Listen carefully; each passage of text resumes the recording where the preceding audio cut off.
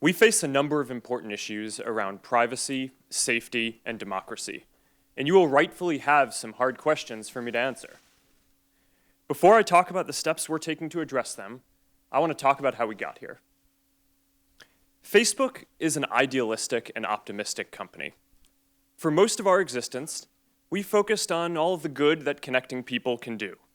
And as Facebook has grown, people everywhere have gotten a powerful new tool for staying connected to the people they love, for making their voices heard, and for building communities and businesses. Just recently, we've seen the Me Too movement and the March for Our Lives organized, at least in part, on Facebook. After Hurricane Harvey, people came together to raise more than $20 million for relief. And more than 70 million small businesses use Facebook to create jobs and grow. But it's clear now that we didn't do enough to prevent these tools from being used for harm as well. And that goes for fake news, for foreign interference in elections, and hate speech, as well as developers and data privacy. We didn't take a broad enough view of our responsibility, and that was a big mistake. And it was my mistake, and I'm sorry. I started Facebook, I run it, and I'm responsible for what happens here. So now, we have to go through all of our relationship with people and make sure that we're taking a broad enough view of our responsibility. It's not enough to just connect people. We have to make sure that those connections are positive. It's not enough to just give people a voice. We need to make sure that people aren't using it to harm other people or to spread misinformation. And it's not enough to just give people control over their information. We need to make sure that the developers they share it with protect their information too. Across the board, we have a responsibility to not just build tools, but to make sure that they're used for good. It will take some time to work through all the changes we need to make across the company, but I'm committed to getting this right.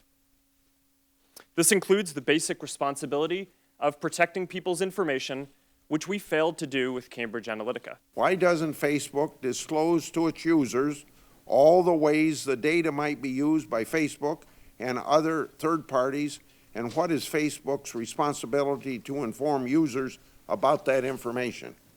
This gets into an issue that I think we and others in the tech industry have found challenging, which is that long privacy policies are very confusing. And if you make it long and spell out all the detail, then you're probably going to reduce the percent of people who read it and make it accessible to them.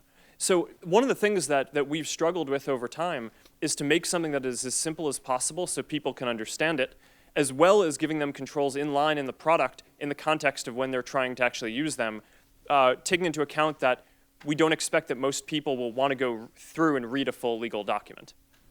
Do you think that you have an ethical obligation to notify 87 million Facebook users? Senator, when we heard back from Cambridge Analytica that they had told us that they weren't using the data and had deleted it, we considered it a closed case. In retrospect, that was clearly a mistake. We shouldn't have taken their word for it, and we've updated our policies and how we're going to operate the company to make sure that we don't make that mistake again. Did anybody notify the FTC? No, Senator, for the same reason, that we'd considered it a closed case. After more than a decade of promises to do better, how is today's apology different? And why should we trust Facebook to make the necessary changes to ensure user privacy and give people a clearer picture of your privacy policies? So we have made a lot of mistakes in running the company. I think it's pretty much impossible, I believe, to start a company in your dorm room and then grow it to be at the scale that we're at now without making some mistakes. I would say that we're going through a broader philosophical shift in how we approach our responsibility as a company. For the first 10 or 12 years of the company, I viewed our responsibility as primarily building tools that if we could put those tools in people's hands, then that would empower people to do good things. What I think we've learned now across a number of issues, not just data privacy, but also fake news and foreign interference in elections, is that we need to take a more proactive role and a broader view of our responsibility. Can you discuss what steps that Facebook currently takes when making these evaluations, the challenges that you face, and any examples of where you may draw the line between what is and what is not hate speech? Hate speech, I am optimistic that over a 5 to 10 year period, we will have AI tools that can get into some of the nuances, the linguistic nuances of different types of content to be more accurate in flagging things for our systems. But today we're just not there on that. So a lot of this is still reactive. People flag it to us. We have people look at it. We have policies to try to make it as not subjective as possible.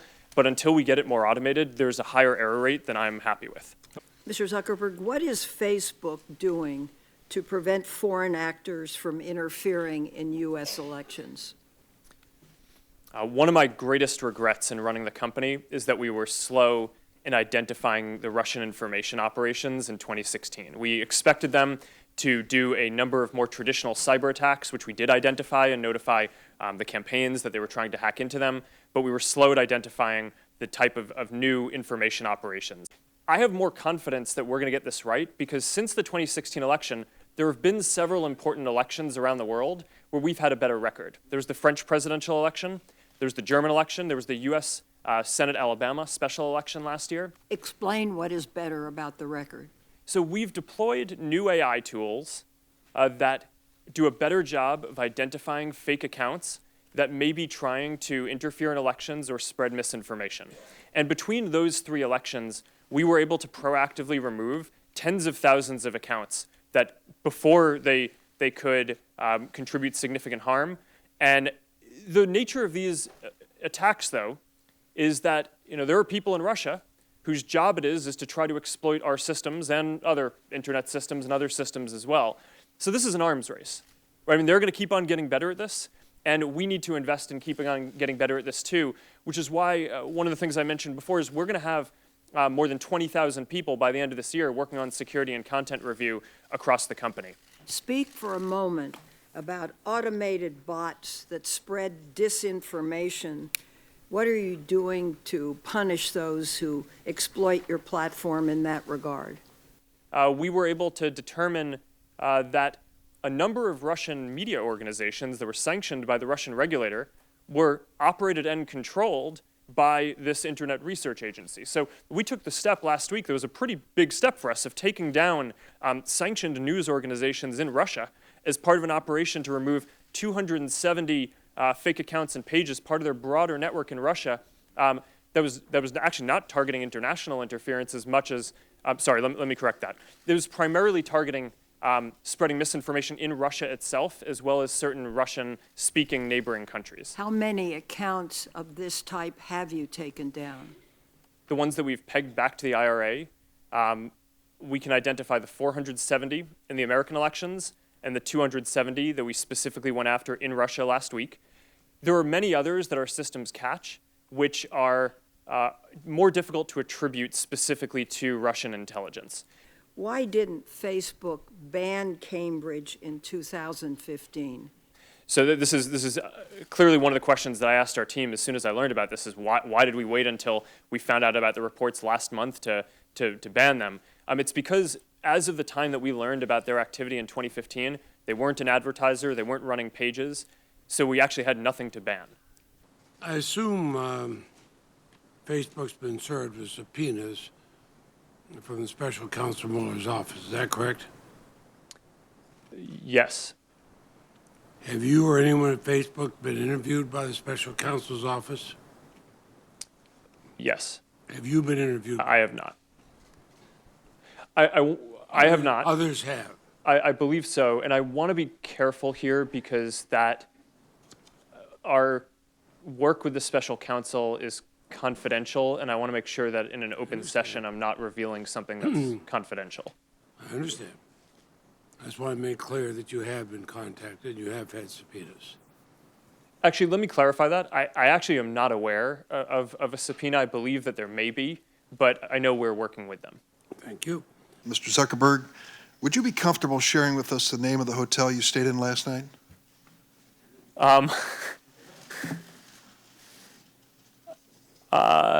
No. If you've messaged anybody this week, would you share with us the names of the people you've messaged? Senator, no, I would probably not choose to do that publicly here. I think that may be what this is all about. Your right to privacy, the limits of your right to privacy, and how much you give away in modern America in the name of, quote, connecting people around the world.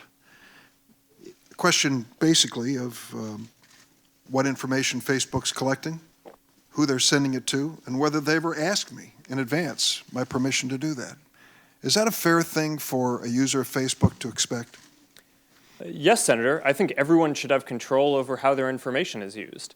And as we've talked about in some of the other questions, I think that is laid out in some of the documents. But more importantly, you want to give people control in the product itself. So the most important way that this happens across our services is that every day people come to our services to choose to share photos or send messages, and every single time they choose to share something, they have a control right there about who they want to share it with.